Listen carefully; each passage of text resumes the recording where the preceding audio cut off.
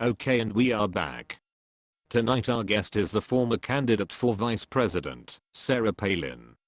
Ms. Palin, welcome to the show. Thank you, Mr. King. Please, call me Larry. Okay. Thank you, Larry. First question. Do you eat breakfast? Well, sure I do. Every morning Todd and the kids and I always sit down for a family breakfast. Really? Oh yeah, sure. Take this morning for example, we all had eggs, bacon, and toast. The eggs, do you know where they came from? Why sure I do, you betcha. Those eggs came from a poultry farm in Maryland. And the bacon?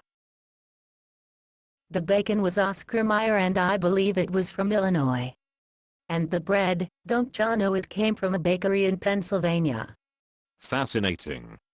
Folks, you'll want to stick around after the show for Anderson Cooper 360. And dinner. What did you and Todd do for dinner last night? Well, last night we did some grilling out in the backyard. Earlier in the day we had driven down to a local farmer's market. Farmer's market? One of those big places? Oh no, Larry. This was a small market. Just one farmer. Anyway, we bought some fresh ground meat that this particular market sells for a local cattle farmer. A commission deal? Oh, I wouldn't know. All the fix-ins? You know it. From the grocery store we picked up lettuce from California, tomatoes from South America, potatoes from Idaho, and hamburger buns from another bakery in Pennsylvania. Potatoes? On a hamburger? Is that an Alaska thing? Oh, Larry. Well, of course not. The potatoes were for fresh-made potato chips. Fresh-made potato chips? How about that? The lettuce, you say it was from California? Well, sure.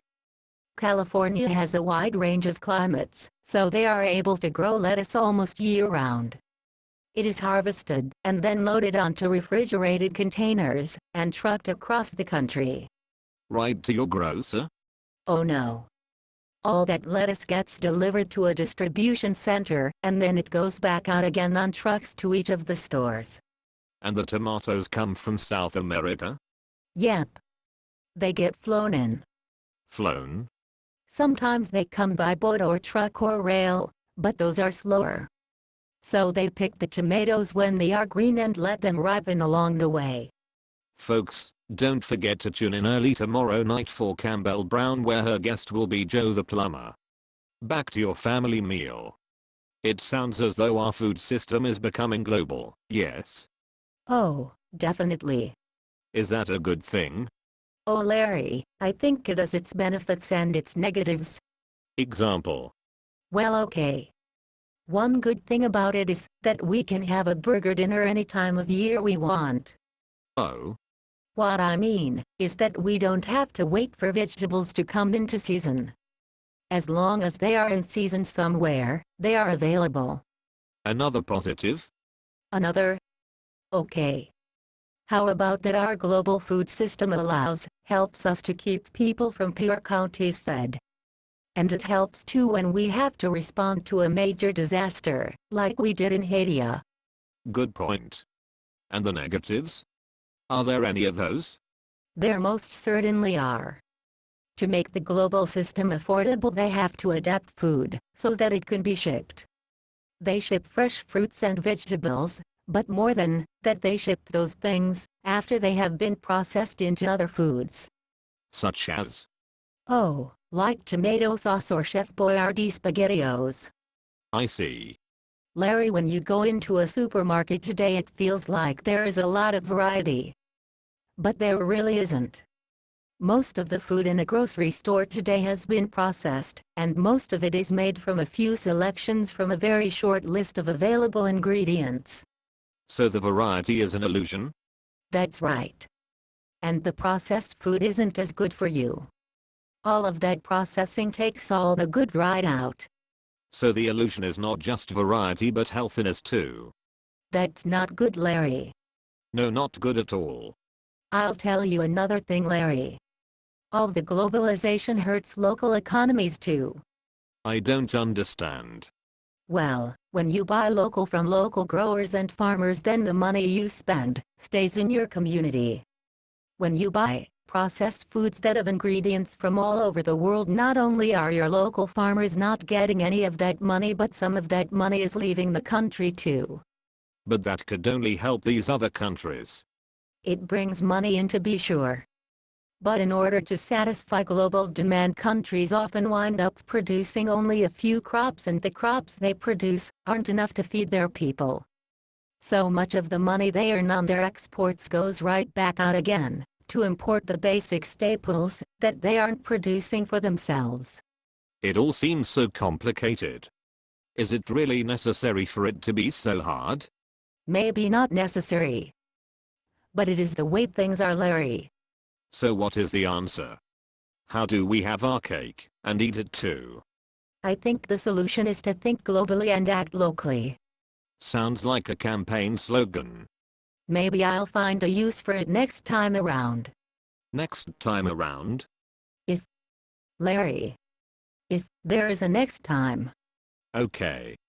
Let's go back then. Think globally and act locally. What does that mean? Well, Larry, our system is the way it is today because we consumers want everything, and we want it all the time.